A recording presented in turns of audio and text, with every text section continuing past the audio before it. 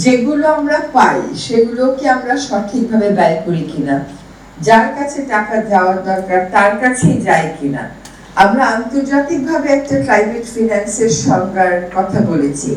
আমার মনে হয় যে আমরা যদি বাংলাদেশেও নিজেরা একটা ক্লাইমেট ফিন্যান্সের সংজ্ঞা সরকার অ্যাকসেপ্ট করে ফেলে, তাহলে যেটা বলা হয় যে জলবায়ু ফান্ডের টাকাটাই হচ্ছে ক্লাইমেট ফিন্যান্স, এটা কিন্তু ঠিক না। জলবায়ু ফান্ডে যে টাকাটা দেয়া হয় সেটা কেন কমে গেছে আপনারা জানেন। কমে গেছে কারণ হচ্ছে এটার আসলে অনেক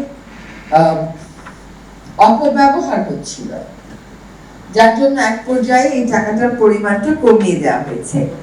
এবং এই টাকাটা বাদেও, যেমন ধরেন আমরা এখন যে পানি উন্নয়ন বোর্ড থেকে হাওর রক্ষা বাঁধ ঠিক করছি, এটাও তো আসলে অ্যাডাপ্টেশন। এইটার টাকাটা যখন যোগ হবে তখন আর মিটিগেশনে আমাদের টাকা বেশি, এই কথাটা বলাটা ঠিক হবে না। হয়তোবা জলবায়ু ফান্ডে মিটিগেশনটা বেশি কারণ এখানে রিস্কটা কম থাকে। অ্যাডাপ্টেশনে বেশিরভাগই আসলে হচ্ছে রিসার্চ প্রপোজাল।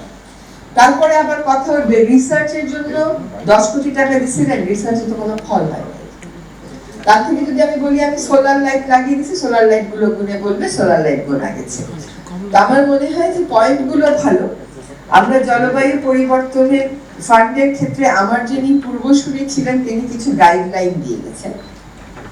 ওই গাইডলাইন গুলোর কারণে অনেক অযৌক্তিক অবান্তর প্রস্তাবনা আমরা বাছাই করতে পেরেছি, মানে ওরা যোগ্যতাই পায়নি।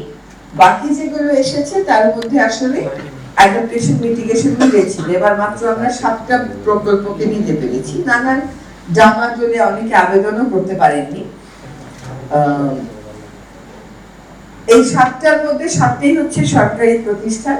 তার মধ্যে যদি ফেরি থেকেও প্রপোজাল এসছে যে কেমন করে লবণ সহিষ্ণু খাদ্য উৎপাদনে যাওয়া যায়, সেই রিসার্চটা তারা করবে।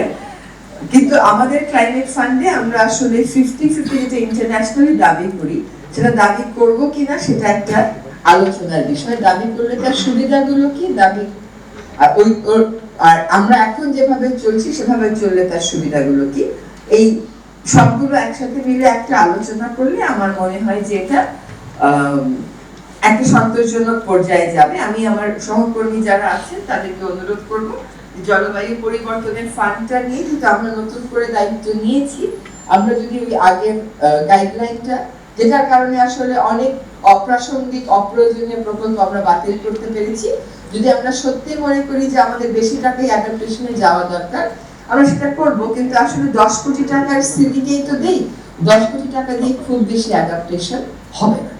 অ্যাডাপ্টেশনটা একটা দীর্ঘমেয়াদী প্রক্রিয়া এবং সেখানে 10 কোটি টাকা দিয়ে খুব বেশি কাজ হবে না বলে আমার ধারণা।